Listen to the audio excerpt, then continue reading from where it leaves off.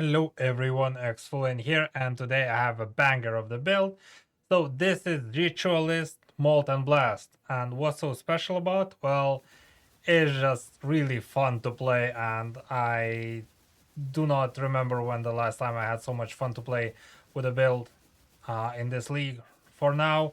So as you can see, we're blasting ton of the projectiles, and all of them ricochets and deals damage. Also, we are really fast. As you can see, we're moving quite fast. We have another skill which I'm using as movement skill as well. So as you can see, it just goes really fast through the map as well. So I will explain all my gear setup, all my jumps, and all my passives. So probably first of all, let's go over the items and see how it works and what we do overall. So basically, we stacking dexterity, intelligence, and accuracy rating. All of these stats gives us a lot of attack speed, because the more attack speed we have, the more attacks we can launch per second. And as you can see, we have 6.8 attacks per second right now. So the more stats we have, the more damage we do, basically because of we are launching a lot more attacks. So first of all, we using only one-handed weapon, and in this case mace. All you want to have to get a notice is attacks per second. The highest attacks per second, the better. Next one is physical damage. The higher physical damage is the better. And then it's up to you. If you can get with two sockets, you put two runes of the Quipotlatl, and you get more attack speed. Also, you need +4 level 12 attack skills. So we are basically enabling this to do some damage with Molten Blast as well. Also, chance to get Onslaught on killing hits, and Onslaught gives us increased skill speed on after the kill, so this is good. And then if you want, you can get some physical damage increase, some elemental damage, whatever you want. Mana doesn't really matter because we are not using mana. I'll show you that later. We don't care about mana. So basically, once again, the attacks per second, physical damage, onslaught, +4 level 12 attack skills, and then whatever elemental damage or accuracy rating, whatever you can get, right? Then obviously we're using constricted command Viper Cap, require 5 fewer enemies to be surrounded, because we are using bunch of those nodes, so we are surrounded all the time. You need this helm with 5, and because of that we getting a lot of defenses damage as well. Next one, you need to have this Hand of Wisdom and Action Spiral Wraps, because it gives 1% increased attack speed per 20 dexterity. So this is one of the points where we scale our damage by the attack speed per dexterity, and it adds lightning damage to attacks per 20 intelligence, and we are stacking some intelligence as well. So in this way, we're getting more damage as well. Next, we can go through the amulet probably. Astramentis, best in slot, just because it gives us a bunch of attributes. And we anoint Falcon Technique, which gives 1% increased attack speed per 25 dexterity. So we are stacking a lot more attack speed through dexterity as well. As you can see, these my rolls is quite bad, but you can get better Astramentis if you want. Overall, this build doesn't require much. Most of my items is really trash, well, except the Headhunter, but we'll talk about it in a second. So when it comes to amulet, Astramentis best in slot. If you cannot afford, just try to get with as more attributes as you can get, index and so on. Then rings, I have 3 rings, and this is main reason why I'm playing Ritualist in this case, because we can use 3 rings and we can get increased bonuses. One thing about my rings, they're just total crap. I just got them in campaign. So basically on the rings, what you want in ideal scenario, just to have stats, resistances to cap our resistances, and some added physical damage, elemental damage, whatever you can get. In this my case, I just have some random rings with some resistances, so we can just mostly cap our resistances in my case. and some live decks, but as you can see, rolls are pretty shit. So I mean, those you can get way better rings than this ones. So I got this ring, which gives like plus 17 maximum life. This is requires level 52, so it's like mid to end campaign gear. Another ring is same story, requires level 40, so it's pretty crap. And it just, I didn't upgrade it yet, but I had no problem blasting tier 15, tier 16 juiced maps. So there's plenty of place where you can upgrade your stuff. And then move on next on the armor. On armor, obviously, we want a higher evasion rating armor as we can get. And here we just basically care about the highest evasion rating possible, resistances, just to cap our res, and some life so we can get more life. So this armor is pretty cheap as well. I think I bought it for like, I'm not sure, 20, 30 exalts, something like this. Weapon, for the weapon, I got this for 1 divine, if I'm not mistaken, something like this. There's plenty of more upgrades in here because of the itself base of this mace. This base has slower attack speed compared to others, so we can get way better mace with higher attack speed. So in this case, we'll get more damage as well. Moving on next, on the boots, same thing as with the armor, evasion rating, the highest evasion rating we can get. One nice thing about this, you don't care about movement speed because you have movement speed like this, and you don't care. Doesn't scale with your movement speed, so you can play like skip movement speed on the boots and just get the highest evasion rating you can get. In my case, it's pretty shitty boots, but I just had it just to cap resistances and to have something. So on the boots is max life, resistances, chaos res, and increased evasion rating, and basically that's it. Now we can go to the Headhunter. Instead of Headhunter, there is plenty of options which you can use, but one thing, it's just hell of a fun, and like the gameplay itself with Headhunter turns around like 800 180 degrees, because you just take modifiers and then you just starting blast through the map and you don't care about anything. You can just finish map super quickly with this one. So you can start without this, but I really would tell you that if you can get, just try to get any of those Headhunters, and you'll see that it just enables half of the build here.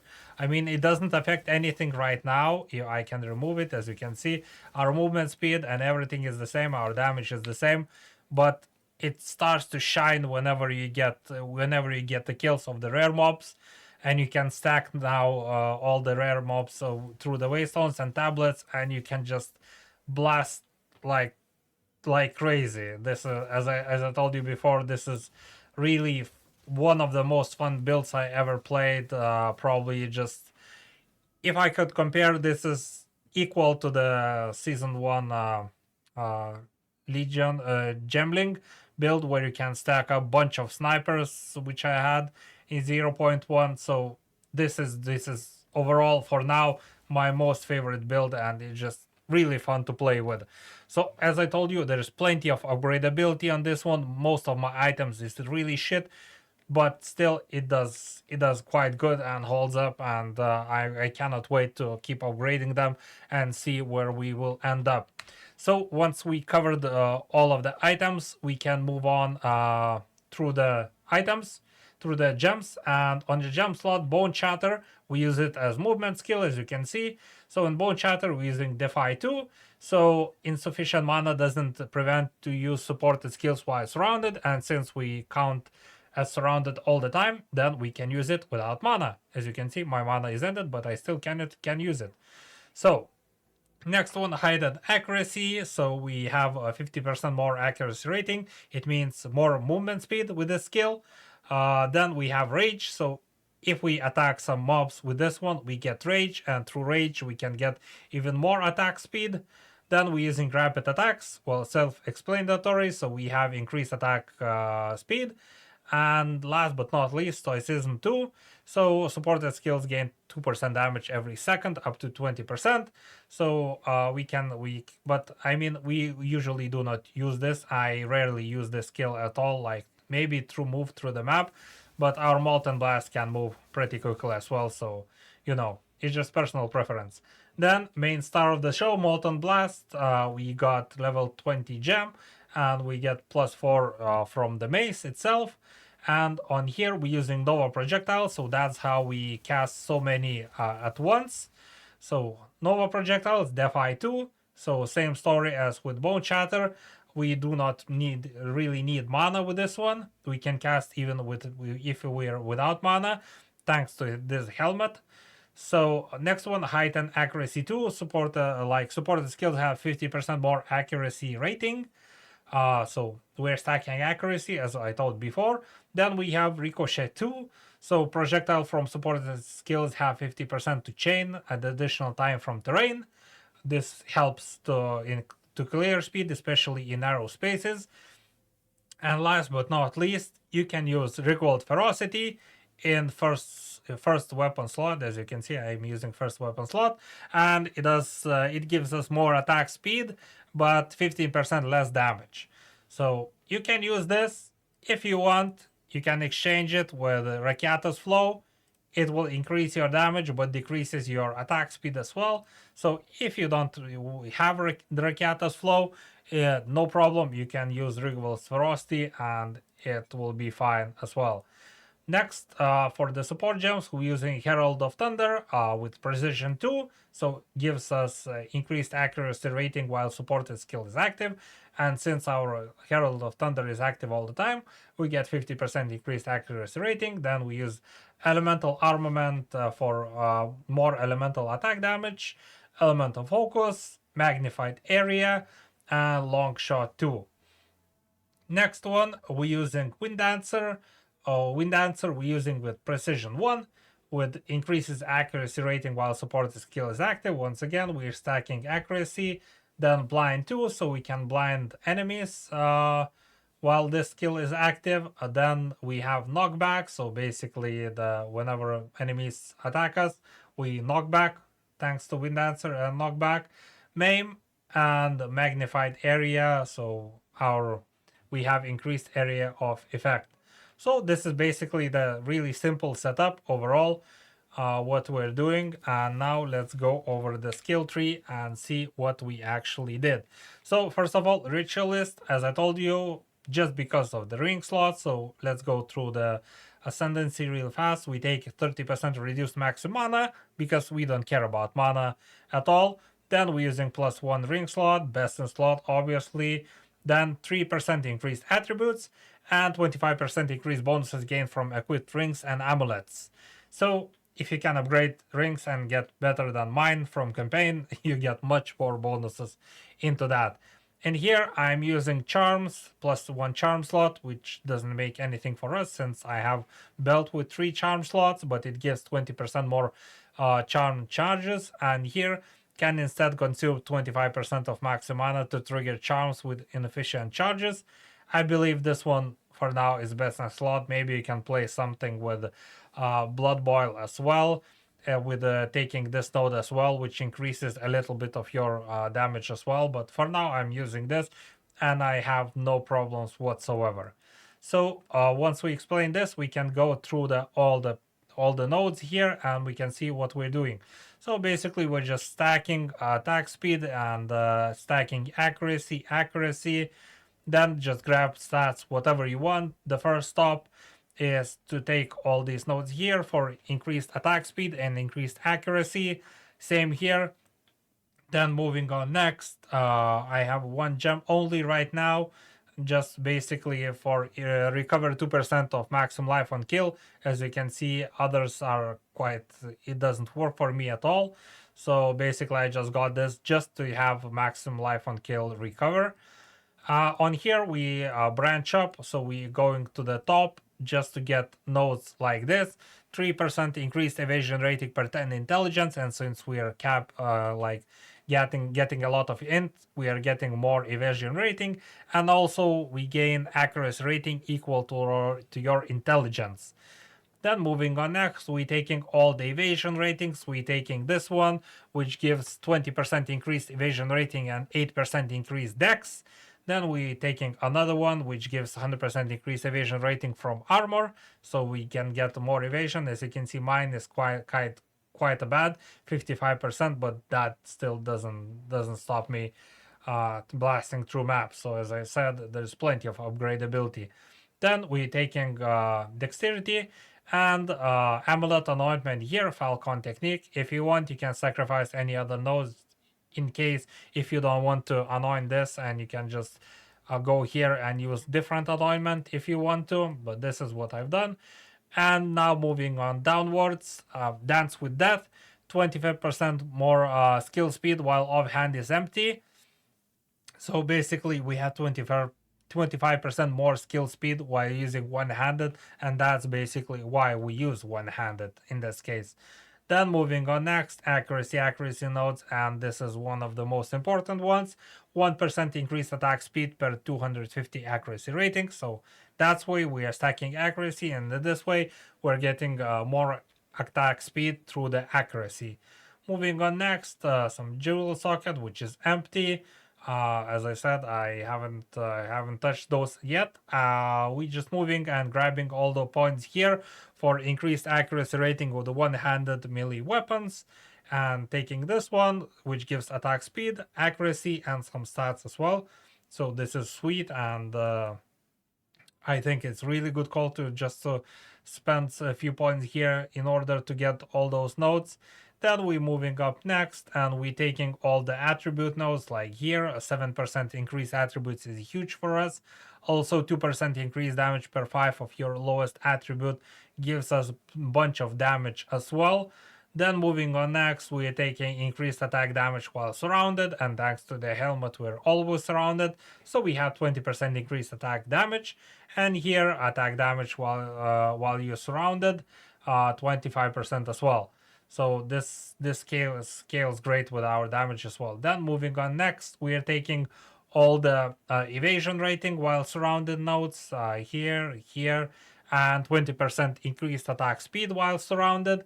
Then we taking one more jewel socket in here, but as you can see, I was too lazy and I didn't even put any gems right now, and still it works really fine. Then we're moving downwards. Obviously I'll take my jewel socket, but for now I'm just too low. I'm just level 91 right now. And we are taking all the nodes, attack damage while surrounded, and so on. Increased evasion rating when surrounded, and one here. It reduces our accuracy, but also increases our attack damage. So in this way, we can do damage, or have more damage, if we can say so. Then we are branching out here in this crossway, and here we're taking attack speed and dex, and increased attack speed, increased accuracy rating, increased dex. Self-explanatory, we're stacking a bunch of the stats and accuracy, so there's no brainer to take this. And next we're just taking all these accuracy and dex nodes here, and we're moving up forward just to take some nodes here, which gives us attack damage and accuracy rating, increase attack damage and gain accuracy rating equal to your strength as well. So we have 264 strength. So in this case, we're getting more accuracy thanks to our strength. Then we're taking one more jewel socket, and we finishing everything with resolute technique, which right now in this season gives it basically doubles our accuracy rating, but we never deal critical hits, which we do not care about those. So basically this is everything what I've set up right now. There's plenty of place to upgrade ability through the items, through the passives. As I told you before, as you can see, I do not use any kind of gems except this one. I can just remove it and so on. But even through gems, you can get bunch of stats, and bunch of more damage, bunch of more attack speed. So this is the setup which I have right now. As I told you, I have no problems blasting through the maps. Most important things, try to get Headhunter. It's possible to play without it, but with it, it just plays way better, like 100 times better, and this should be priority for you. And the rest of the items, as I told you, is really cheap and doesn't cost much of money, and you can basically find for a couple of exalts most of them. Obviously, the more you will spend, the more damage you will do. So in this case, this is what I got, but I'm gonna work out on the upgrading build and see where it will end up. So as you can see, it's really fast build. Uh, Even with this pretty crap gear, we are actually moving quite fast. And if we can add the Headhunter buffs, we can just blast through maps even with this item. So if we upgrade all of them, I imagine it will move really fast, and it will do a lot of damage, and a lot of, you should get a lot of fun playing with this. So basically that's it on my take on this build, and yeah, so if you have any questions, drop down in the comments below. And for now, that's it. So thanks for watching, stay chill, hit hard, and see you in the next one.